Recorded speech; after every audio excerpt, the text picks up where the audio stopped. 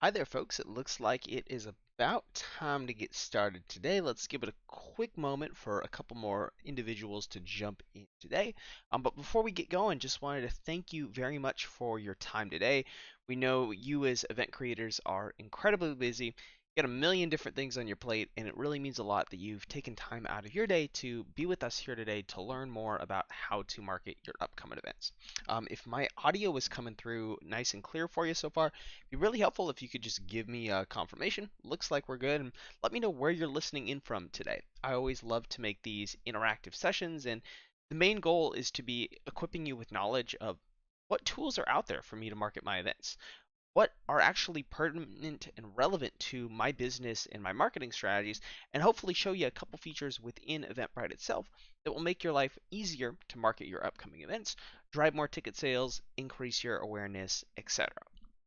So, to briefly introduce myself, everybody, my name is Sam Jameson with the Eventbrite Boost CX team, and over the past 4 years, I've been helping event creators of all different types of events. We're going from the smallest 50 cap rooms to massive festivals like things like Bonnaroo, etc. I've been helping them harness the power of digital marketing to better drive ticket sales for their events and ultimately accomplish their goals from a marketing perspective. So, my main goal with all of you here today is to hopefully leave you walking away from our time today with some extra insight into what are the best practices for the various tools that I could be using. And hey, folks, it looks like we have a few more of you jumping in here as well. As always, if you have questions or anything like that, feel free to drop them in the chat. But getting back to it, my main goal here today is to equip you with information on what tools you can be using to market your events, how they're used and how they'd be relevant, help you understand based on your marketing needs what are the various tools that are even going to be relevant, and then show you, how you can use these tools in Eventbrite. Ultimately, I don't want to waste your time or help point you in the right direction of features that really aren't going to bring benefit or use to you. So we'll give some good context for all of you today. So, jumping into it, first and foremost, I feel like this is the general consensus that most of us feel when it comes to event marketing is that event marketing is a really big challenge. We know many of you, and hi, Glamma Mama. Hope you're doing having a fantastic day. Normally, the general consensus that we've seen is event marketing's tough. I remember when I first started, to give you a little context, I was working in a 1350 cap venue up in the Bay Area in San Francisco. I was the in-house photographer and they needed somebody to help step into the marketing role. So I personally remember a few years ago when I first jumped into the realm of event marketing and digital marketing, it was really overwhelming for me. But ultimately, I want to reassure you, it doesn't have to be overwhelming, especially when you have somebody like me that's going to give you some good information of, what should you actually be doing and what's a good use of your time. Oh, awesome. From London, England. Thank you. I know it's really late your way, so I appreciate you carving out the time of your busy day.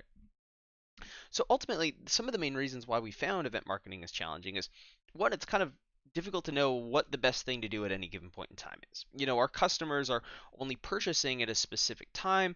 We'll have these droughts where people aren't purchasing tickets, and a lot of times we need to have an understanding of how do our customers normally buy to point us in the right direction of what's the best campaign for us to be running at a given point in time. A lot of other tools are kind of out of our price range, built for somebody over at Coca-Cola with an army of like 50 interns and $1 million a day marketing budget. That's really not the reality that most of us find ourselves in. And then a lot of us, we fill so many different hats for our business. We're doing box office, we're doing sales, we're doing marketing, we're literally creating the events, doing everything ourselves that we just don't have enough time in the day, even if we'd like to do something, like take a course like Facebook Blueprint, maybe learn a course on Google Ads or something like that. And in all honesty, probably a lot of the information that you'll get from those courses really isn't ultimately relevant to what you're doing with event marketing. And then lastly, even if we take that full plunge, we run some campaigns, it feels like we're just looking at hieroglyphics and we can't really understand anything at all about how the investment in our advertising actually translates over to things like ticket sales or impressions, etc. So to let you know first and foremost where you can find Eventbrite Boost, if you look for the megaphone icon in the new interface, this is where it will take you over to our marketing tab that has a various amount of marketing features for any of you creators that are looking for free options to better do organic marketing for your events, or your individuals that are looking to actually invest some advertising dollars to better drive ticket sales and grow your events. So really our main goal with Boost was to equip all of you Eventbrite creators with an all-in-one marketing platform that meets your various needs, whether you're somebody just getting started marketing your events or you've been doing this for a while, you're already a little bit of a pro and are looking for some extra ways to level up your marketing game. So we'll be going over all the various features to hopefully point you in the right directions of which ones are useful for you in the first place, and then which features might not be the best use of your time or your marketing dollars. And from an empirical standpoint, what we found is that creators using the tools in Eventbrite Boost, on average compared to Eventbrite creators that aren't using these tools, are generally on average selling around 16% more tickets for their events. This literally can even be something as simple as using the Facebook event feature, publishing your Eventbrite event over to Facebook so that there's less friction in the buying process. Your customers can remind themselves to purchase, or you're doing something like one of our more advanced Facebook ad campaigns that can help you remarket to people that you might not be doing with your existing Facebook campaigns, or tapping into a whole new vertical of people that bought for other similar Eventbrite events in your area. So we'll dive all more into it as well. But let's go over the various features so far and point you in the right direction of, are you using these right now? Should you be using these, etc. So, y'all, if there's any takeaway that I could give you today, the main feature, whether you're somebody that has $0 for your marketing budget or $100,000 for your marketing budget, is use the Add Your Event to Facebook or the Facebook event tool within Eventbrite Boost. So you can find that feature too as well if you click over to this Facebook event tab right here. The main purpose of this is to help you easily create a Facebook event from the event that you've made on Eventbrite, but also use the embedded ticketing that Eventbrite provides with Facebook. So what basically your fans or your potential prospects are seeing when they're scrolling through Facebook is they're going to see this event that they could easily RSVP to, and if they click over to that event, they can easily actually purchase tickets, and it's just as easy as if they were to click on a link to your Eventbrite ticketing pages and then end up making that purchase. It's a completely free thing for you to do. It literally only takes about 30 seconds to a minute to end up publishing after you've created it, if you've already synced up your Facebook. But this is really, especially post-COVID, going to do a really good job of reminding your customers to purchase, because in this current day and age now, we're seeing these delayed buying cycles where people sometimes need a little bit more of a time frame to make that decision about purchasing for your event. And the cool thing that these Facebook events do is if one of your potential ticket buyers hits RSVP, interested or going for that event, Facebook's going to be giving them reminders. Or you as the event organizer can go into that Facebook post, put a post in there, and then everyone that RSVP to it will actually get a reminder about that. So there's a lot of benefits from a free organic marketing standpoint of using this tool, helping your customers get reminders, helping them easily buy tickets. But also, if you're somebody that's then looking to put some money behind paid ads or level up your advertising game, you can always run a campaign to help promote this to a wider group of individuals. They can easily also purchase within the Facebook event. But if those individuals aren't ready to commit to making that purchase, anytime somebody visits the Facebook event, so they click on it or they hit RSVP, anything like that, ultimately you can remarket to them with campaigns that you would run too as well. Having issues, Dia de los Muertos at Helms Fair, let's also get you our help center link that you can send over to us. If you want to toss us an email, let me put this in the chat, just so we can get you a little bit of help for connecting that Facebook too as well.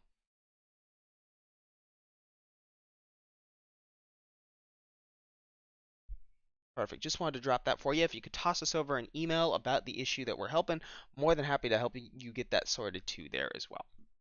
But last point about the Facebook events, your customers, if you're running an ad, the ads, especially if you use our version of the Facebook and Instagram ad platform in here, which automatically includes remarketing audiences you might not be targeting, you can remarket to anyone that visits the Facebook event. So a lot of times, if somebody comes across that event organically, they might not be in a time window where they're likely to buy, but you remarket to them with an ad a couple weeks later down the road, boom, it's a payday Friday or something like that, or we're closer to the event and there's more urgency, they're a lot more likely to end up making that purchase too as well. So has a lot of benefits from both the organic marketing standpoint and paid marketing. So if there's any takeaway, make sure that you're using this as well. And also coming next week too as well, we are going to have a share to LinkedIn version of this. It's kind of like the same version of what you're doing here. It allows you to share your event over as a post on LinkedIn. LinkedIn doesn't have any LinkedIn events or anything like that, but it will just help you organically share your event over to LinkedIn so that individuals can click to your ticketing pages and make a purchase as well. So that look out for that. That should be coming out, I believe, next Tuesday.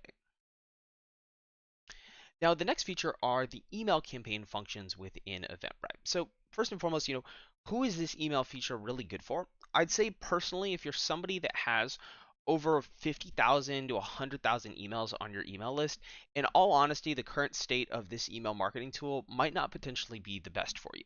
Um, if you're somebody with a smaller list, maybe I'm talking anywhere between 2 to 10,000 emails, you actually just included with Eventbrite, you don't have to pay anything. You can send up to 2,000 emails a day using this email service.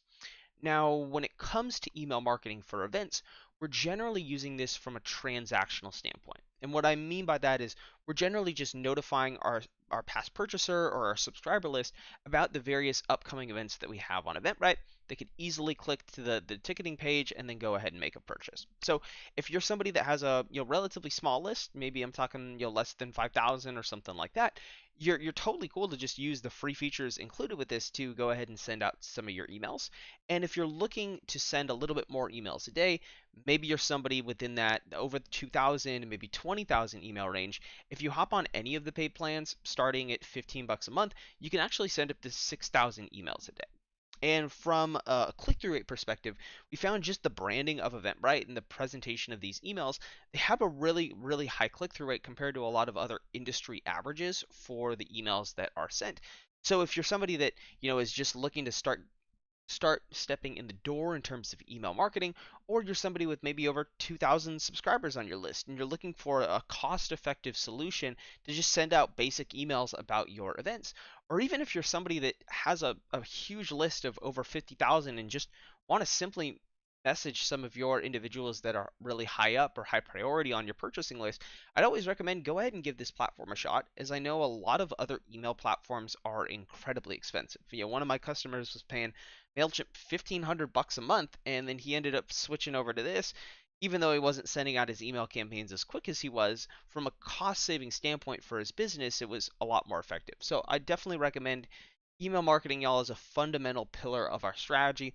If all social media went away basically immediately today, the only thing that's still going to be left is email marketing. So it's always important to be gathering, collecting those emails, and generally, the people that have purchased from you in the past or are on your mailing list are some of the individuals that have the greatest purchase intent for actually buying for your upcoming events. And y'all, as we go along, please feel free to drop questions in the chat. I don't want to be glazing over anything. If there's anything I could better clarify, we're ultimately here for your education today. So please feel free to interject, toss questions in the chat too as well.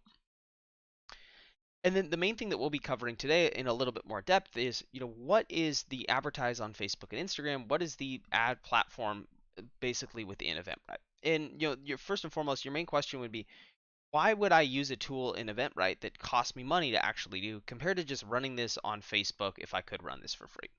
Now, at least from a standpoint of who should really be using this, in all honesty, y'all, if you're probably spending less than 250 bucks a month on Facebook ads, this tool probably isn't worth it for you to be using. You're always more than welcome to go ahead and try this feature, but the main thing that our platform is trying to do is give you recommendations on the right type of campaign that you should be running and when you should be running it, and help improve your targeting strategy, targeting audiences that you're probably not targeting in Facebook that are going to lead to a substantially better return.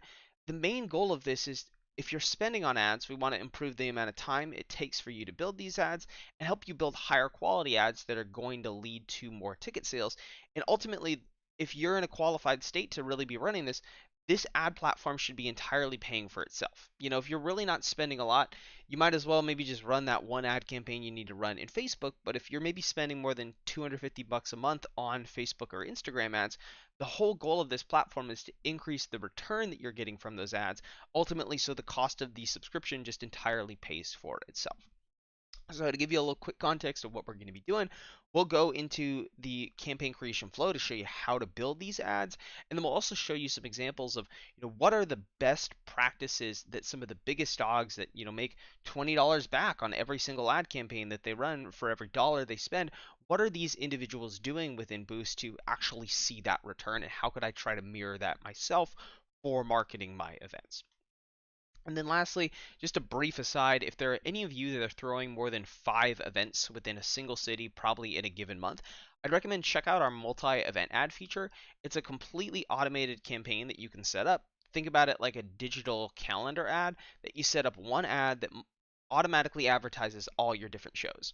You don't even have to make the ad. We pull data from your Eventbrite events to automatically craft the ad for you, and it's a great event for or a great ad for any of you that are looking for a complement to your existing strategy if you're a high event volume promoter. But if you don't have a lot of events, really in all honesty isn't relevant for you. And y'all, that's pretty much it. So let's jump into the actual campaign creation interface. You normally just want to hop over to the ad campaign section. Now, once you're in the ad campaign section, the first thing that you're going to notice is this kind of funky little Frankenstein looking graph here. So I just want to take a second to explain what exactly this is it'll be really important for your education. So what you're looking at is actually a visual representation of how you individually for your ticket buyers sell tickets over time for your events on average. So basically the way this works is we pull in data from how your customers normally buy for your events to make a graph for you to help you understand in what phases of me marketing my event are my ticket buyers normally purchasing. So you can see for me, I generally get a nice little spike in ticket sales when my event goes on sale. But then, since a lot of my events are online events and there really isn't a lot of urgency, my ticket sales really die down for a while until leading up to the last couple weeks where there is more urgency for people to purchase and register for my events.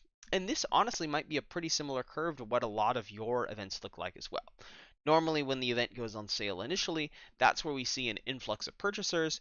Then ticket volume probably dies down for a bit, and as we get closer to your event, a lot more people are going to be ending up purchasing as the event only happens once and then it's essentially gone.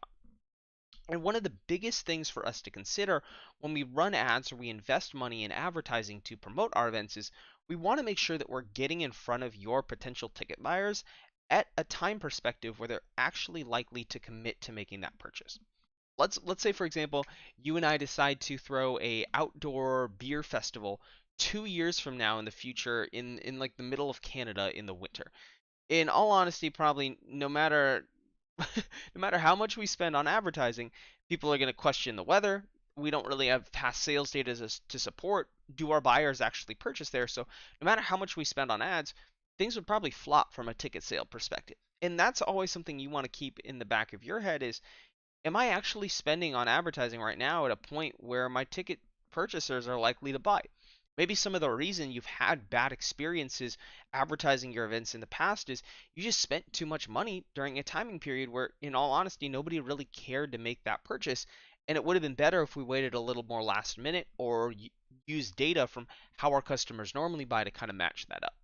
So, one of the ways we try to help solve that issue for you is all you have to do to get started with the campaign is just choose the Eventbrite event or collection that you effectively want to advertise, and then we'll actually give you a recommendation on what type of strategy should you run based on where you are in that ticket cycle. So for my event that's coming up here in 3 days, it's recommending I run an ad that goes straight to my ticketing pages.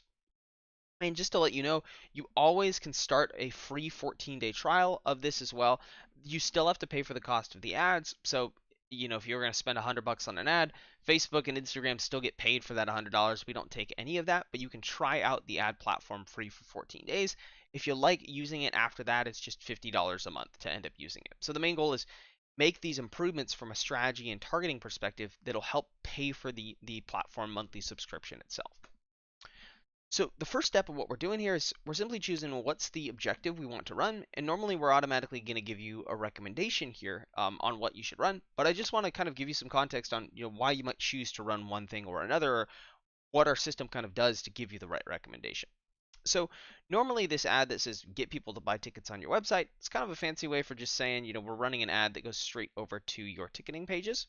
Um, But basically, these are the best ads for you to run whenever you're in a timing period where your customers have urgency to buy. So a lot of times this is near the on sale or as we approach the last couple weeks leading up to our event. But if we're a ways out and we're not really seeing ticket purchases, maybe spending on something like an RSVP ad. So if we use that tool in Eventbrite to publish our event over to Facebook, we can then run a campaign that promotes that Facebook event, which individuals can easily RSVP to if they're not ready to buy, and that will help give them reminders to purchase when they are closer to purchasing, or something like an engagement style ad. Sorry, let me cancel out here and choose my Eventbrite event one more time. Going a little funky today, guys. I'm sorry about this. Gotta roll with the punches from a technical perspective sometimes. Here we go. So jumping into it, normally after that, the next step that we are doing here is we are effectively choosing what is the Facebook ad account that we want to finance the campaign with. So the way that we pay for these campaigns, for those of you that may be unfamiliar, is what we're doing here is we're choosing the ad account that we have on Facebook, that we have our payment option set up with, and then that's how we go ahead and effectively pay for the campaign. After that, we end up choosing the Facebook page that we want to go ahead and run that ad from. And I'm sorry we are running into some technical difficulties here. To give you a little context, we're actually rolling out a brand new version of this flow that simplifies these 8 steps into basically 3 or 4 steps. So we're getting all of that prep right now, which is part of the reason why we're running into some funky stuff today. So I'll just pretend to put in a link to eventbrite.com right here just to go ahead and get us started. And let me see really quickly if I can get my ad account to show up. Completely embarrassing, so thank y'all for bearing with me right here. I'm just going to go ahead and reload this bad boy real quick. Oh, goodness. Y'all know how it goes when it comes to technology sometimes. There we go. Okay, perfect. So this is what you normally should be seeing. We're basically choosing what is the Eventbrite event that we would like to advertise. So we'll go ahead and choose an Eventbrite event or a collection. But normally this step's going to happen automatically for you, but you always have a little control if you chose the wrong event or something like that, etc. Now in the next step, this is where we are choosing what's the Facebook page that we want to be running the ad from, and then what's the ad account that we want to actually finance that campaign with. Another cool thing that our platform does is we actually automatically help install the revenue tracking for you. So if we quickly kind of pop over and take a look at this ad campaign that kind of shows you some metrics of when the ad is run, you could really quickly see this creator spent 350 bucks. They made around 3K back worth in ticket sales. That's a 9x return right here. And you might ask, how does that happen? That happens through something called Facebook Pixel, and we actually help you automatically install that on your ticketing pages too as well. So in a lot of cases, if you haven't seen sales data before, this platform will be really cool for you, is we'll actually help install that type of tracking for you so that you can easily start to understand, how is my investment in advertising actually translating over to ticket sales. Now, skipping over to the next step here, this is where we're entering in the locations that we would like to target with our ad campaign. Normally, y'all, for the most part, we're working with probably like a 50-mile radius around our events. So in a lot of cases, you can kind of just roll with the default radius. Sometimes if you make it a little bit too narrow, you kind of run out of people to target in the area, and it's hard for Facebook to really do a lot of targeting. And we'll automatically pull in the location of your Eventbrite event. My event was an online event here, so it technically didn't have one, but if your event was in Los Angeles, we'll automatically pull in that Los Angeles targeting for you as well. And then down towards the bottom, this is where we can put a lower bound for the age range. In the new flow, you'll have a little more granular control, but you can still do it with this one as well. And from what I found from Facebook advertising, it's more important to sometimes set a lower bound for the age range you're going to target, just in case you're using liquor or something suggestive in your creative that wouldn't be appropriate to show to individuals under 21, at least here in the States or something like that. Just because Facebook sometimes takes a really proactive approach to banning or blocking content or various things like that. Cool. And then after we've done that, the next section is effectively where we are doing the targeting for our ad campaign. So in this section, what our goal is our goal is to help you improve the. Oh, we got a question coming in from Annie. So Annie, do you recommend using a personal or business Facebook account? So to give you a little context, Annie, basically the way it works with Eventbrite is you sync a personal account to Eventbrite. think of your personal Facebook account or when you put in like your email login and log into Facebook, think of that as kind of like the key that opens up the room that has all the different access to various things on Facebook. So think of like your personal account that you log in with as kind of like a almost like if you're logging into your computer or something like that, and then everything that you have on like your desktop, like my messy desktop right here, those are all the different types of assets that we have on Facebook. So the different asset types that we can have, or you probably have access to, you have access to Facebook pages. An ad account is another type of Facebook asset. Something like a Facebook pixel, that's another type of Facebook asset. So basically, the way it works is whoever has access to all the stuff you're probably going to need, they're going to sync their Facebook account to Eventbrite Boost, and then all of the pages, ad accounts, etc. that you have access to, those are going to show up in Facebook. Now there is something called Facebook Business Manager, and yeah, this is kind of important. We'll take a quick little aside for all of you really quickly here, but if I just go ahead and open up a new window, let me go to Facebook Business Manager right here. Think of Facebook Business Manager, y'all. This confused the heck out of me when I first got started with everything, but think of Facebook Business Manager as a big folder that you can put your ad account or all these different Facebook assets, your Facebook pages that you work with. You can kind of have them organized in one nice and easy place. So I don't know if that's potentially what you were asking, Annie, like using a business Facebook account or something like that. Main goal is if you want to be getting the most out of your investment in advertising, you can thank the Russians for this like years back, but when they hacked Facebook, Facebook basically did a lot of security protocol things, and for you to be able to use some of the most powerful types of target audiences or even have full visibility in like how your ads actually drive sales, you actually just need to have your ad account inside of Business Manager. So for a lot of you, all you're doing is, especially if you maybe want to make a new ad account or something, you just start up a new Business Manager account on Facebook, or if you already have one, you just go into this ad account section right here. You click add, then you make yourself an ad account. That normally is the easiest way to do it. And then if you ever have any confusion on that, we also have a lot of guides that I can help walk you through that process too as well. Just because it was a maze, but I think a lot of us kind of overthink it. It's actually normally like if you need to put me on the clock to build a new business account, it should only take me around like 2 to 3 minutes to effectively do. So sorry for the little tangent, y'all, but Annie, I hope that gave you a little more context for your question there. So getting back to this section, I think it's important for us to talk about, really what's the difference between just like running a campaign in Facebook. Like if you see that boost button and you hit boost on Facebook and you post your event or something like that, like really what's the difference between doing that and then what our system is kind of doing on the back end for you? So a lot of times when we run a campaign on Facebook, a lot of you might be familiar with this kind of type this top type of targeting that we have right here, which is the interest, behavior, or demographic targeting. This type of targeting is generally if you hit the boost button in Facebook and then you want to target people interested in concerts or beer festivals, etc., whatever is related to your event.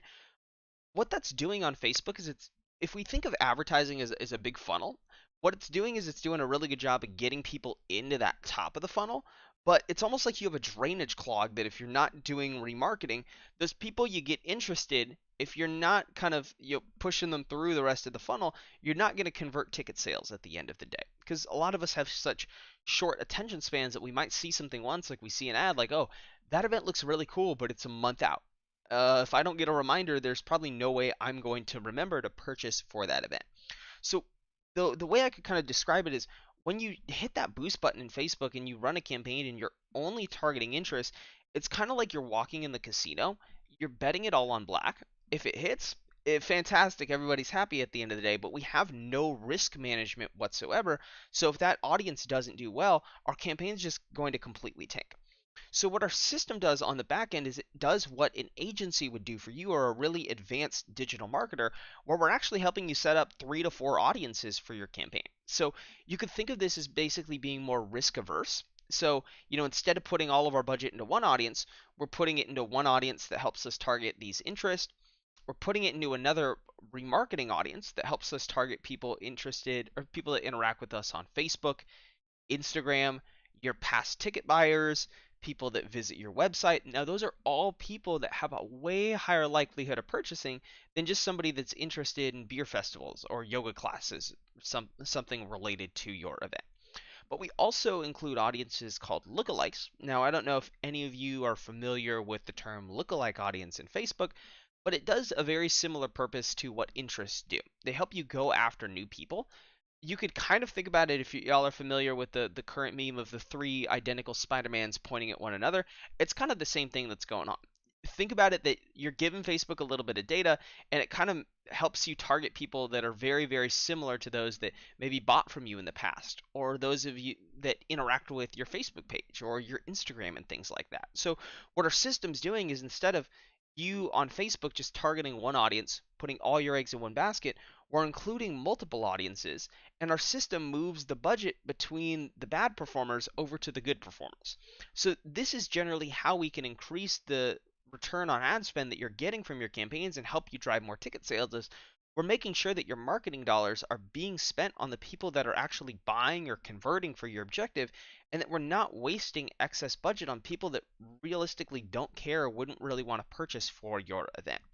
And that's generally how a lot of creators, see anywhere between a 20 to 50% lift in their performance, which helps justify and pay for the cost of the platform. So sorry if that was a little long-winded, y'all, but it's something I think is just important for us to talk about is I feel like a lot of times if we just hit that boost button on Facebook and we put $100 behind an ad campaign, we only target interest.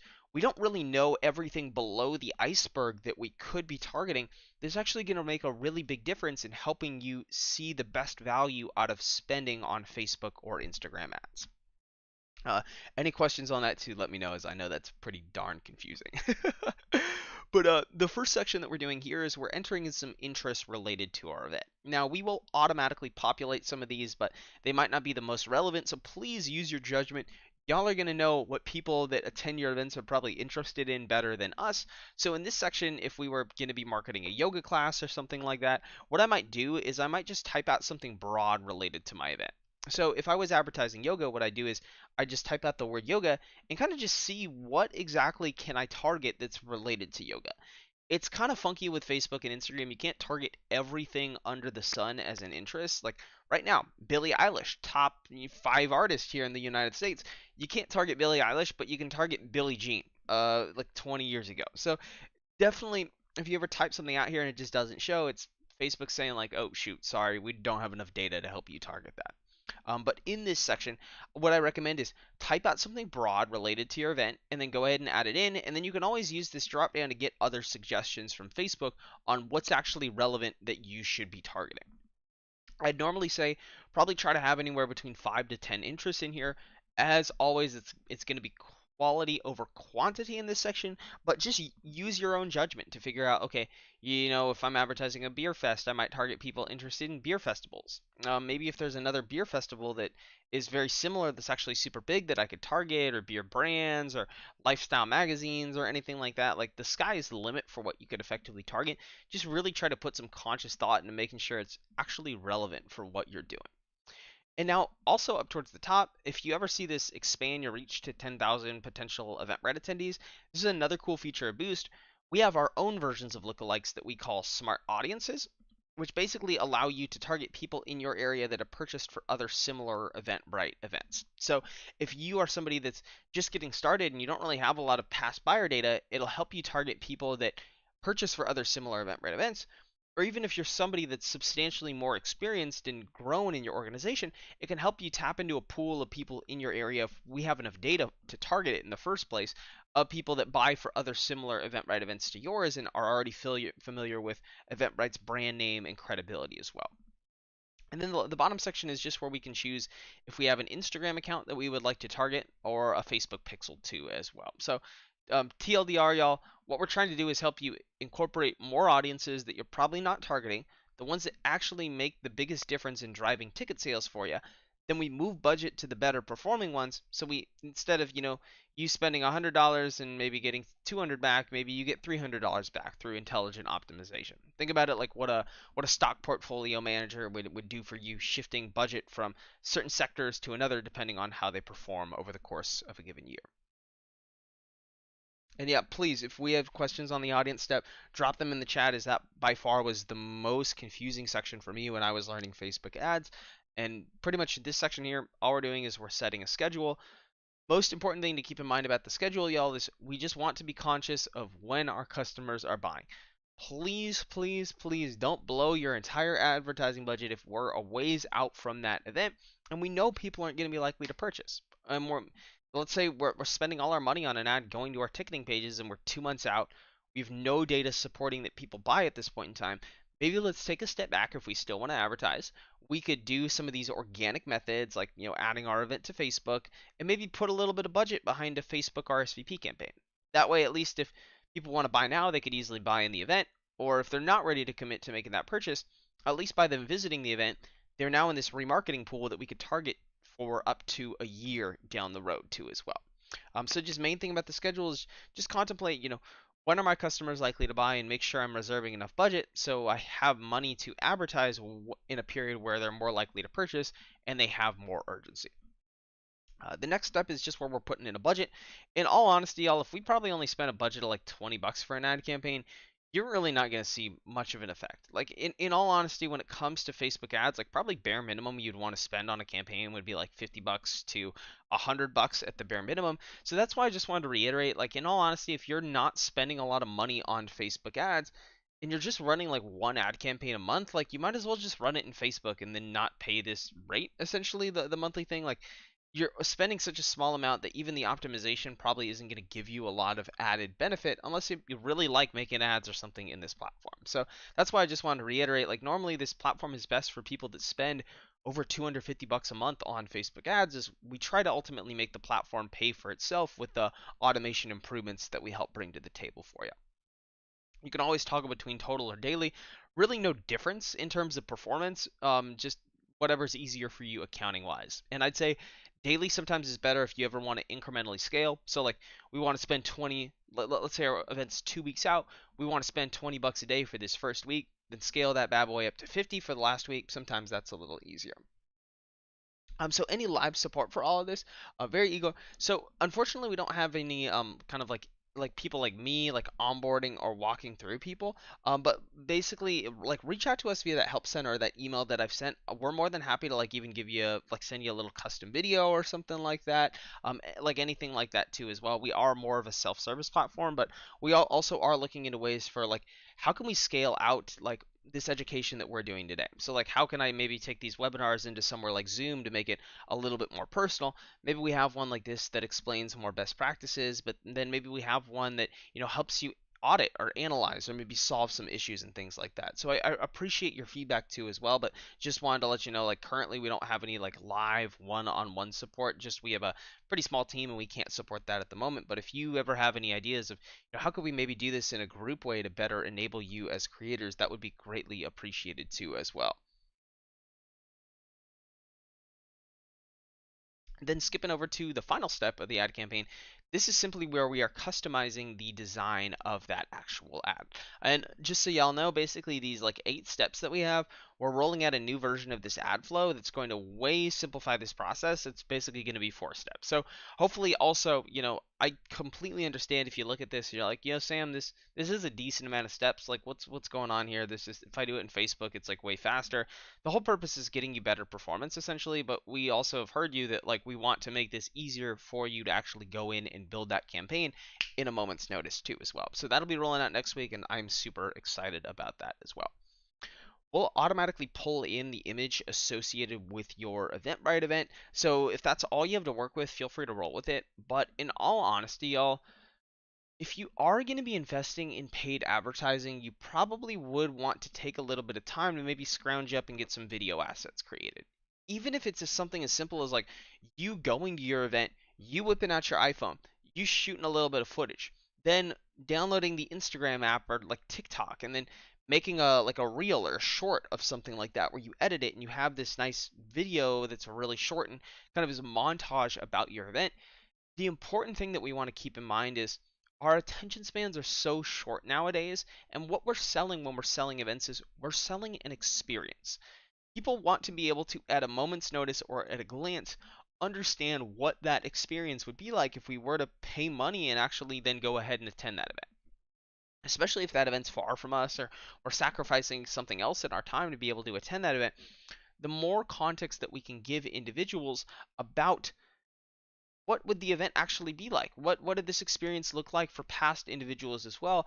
The more likely that they are to interact with your ad, the more likely that they are to go to your ticketing pages, your Facebook event, etc. So I'd highly recommend y'all. I know a lot of times we're just simply working with what we have to work with in the first place, but a lot of times if we're just using images that don't really engage our individuals seeing this ad, no matter how good your targeting is, ultimately we're looking through around 150 plus feet of content every day for the average person scrolling through social media.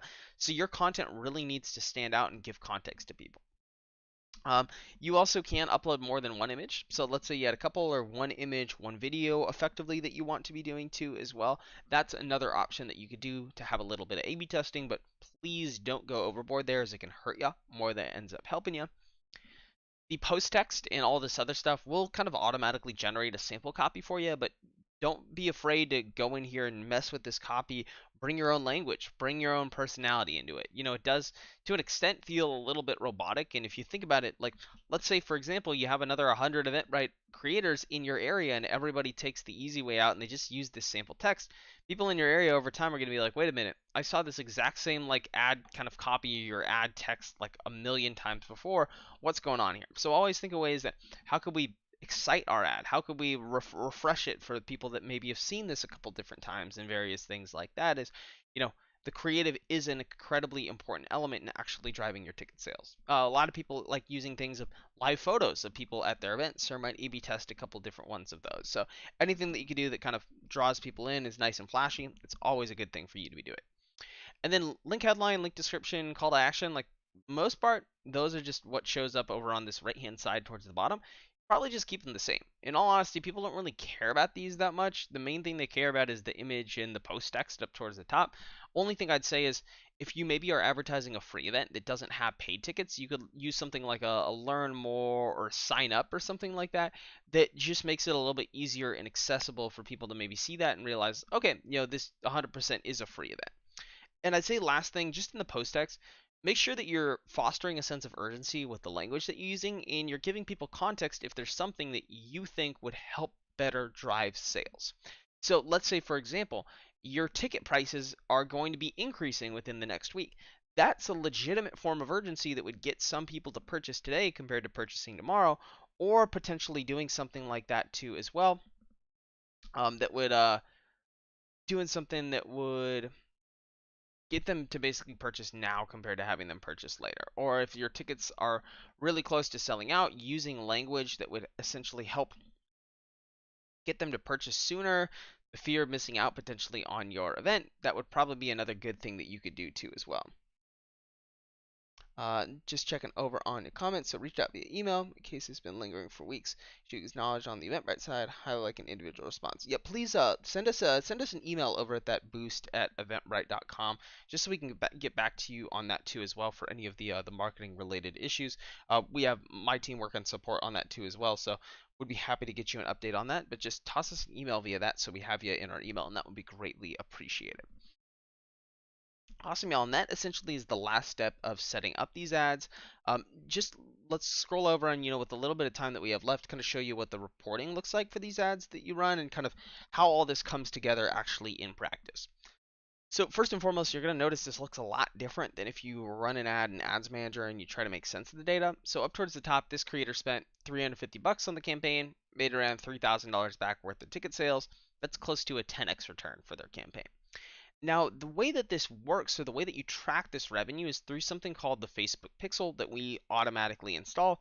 So if somebody clicks on your ad or views your ad and then ends up heading over to eventbrite.com, makes a purchase on your ticketing site, that's how we can track the purchases that are made, essentially. But one thing to note, if you know anything or have heard anything about the Apple iOS changes, most people are opting out of this type of tracking now. So what that's kind of done to the advertising industry is it's thrown a lot of things upside down. Is most people that used to be able to track a lot of this data are now struggling to see the full picture of how their ads essentially translate to sales.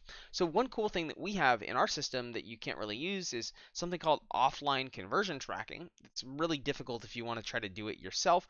Basically, the way it works is every single day, we are automatically exporting data on the people that purchase from Eventbrite, and we're helping map to that to people that make purchases on Facebook or Instagram. So it's kind of a way that we can help you track your sales data that result from the ads, even if somebody ended up opting out of that tracking. And then we also use link tracking as well to hopefully map some of those purchases independent of the pixel. So, besides just the ROI increase of running your ads in here, it's going to be your best bet to having the best visibility into how your ads actually translate into sales at this point in time.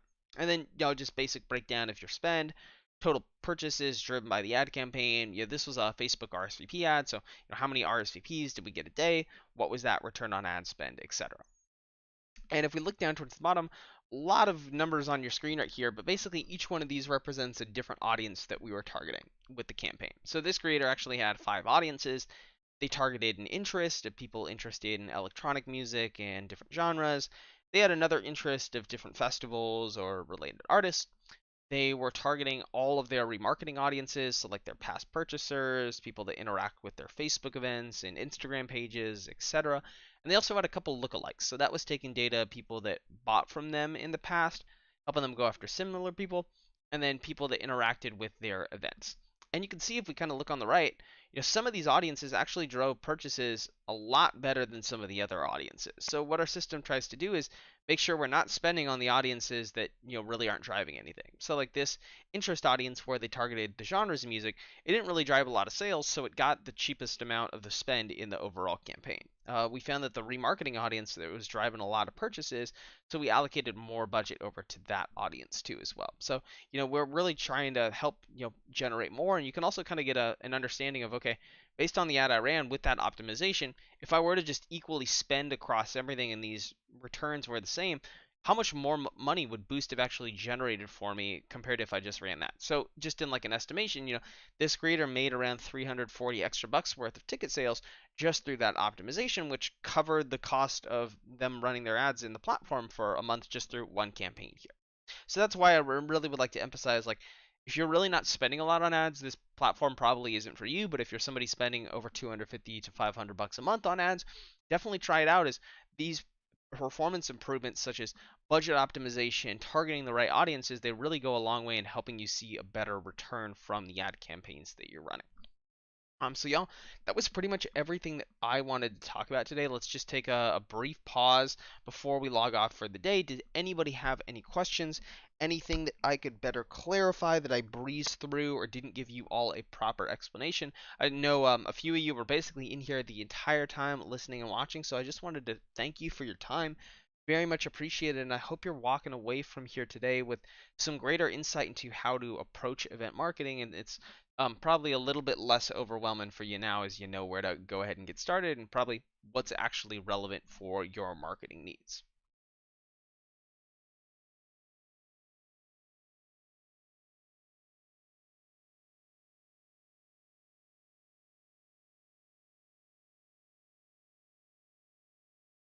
Awesome, y'all. And if we don't have any more comments or questions for today, I think that's probably a great place to stop it.